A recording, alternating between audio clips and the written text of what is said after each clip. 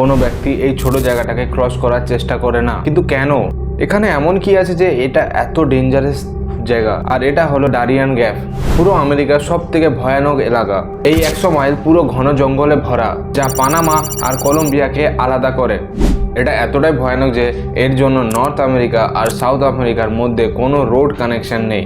এটাকে ভালো করে বুঝতে হলে আমাদেরকে এর জিওগ্রাফি দেখতে হবে। এই জায়গাটা পৃথিবীর মধ্যরেখার প্রায় 500 মাইল ওপরে আছে। আর এর লেফট সাইডে প্যাসিফিক ওশিয়ান আছে আর রাইট সাইডে নর্থ আটলান্টিক ওশিয়ান আছে, যার কারণে এখানকার ক্লাইমেটস অনেকটা গরম আর ননী থাকে। আর অনেকেই বৃষ্টি হয় এখানে, যার কারণে এখানকার মাটি চ্যাটচ্যাটা নরম আর লদলদে হয়ে যায়। আর এই সব কারণের জন্য ড্যারিয়ানে রোড বানানো অনেকটাই ইম্পসিবল। আর রোড না হওয়ায় অনেক মানুষ হেঁটে পার হওয়ার জন্য বাড়ি থেকে বেরিয়ে যায়। আর তখন ওদের ভয়ানক জানোয়ার যেমন সাপ, বাঘ এবং বিষাক্ত পোকামাকড়ের সামনে পড়তে হয়, এবং অনেক সময় ডাকাতের সামনেও পড়তে হয়।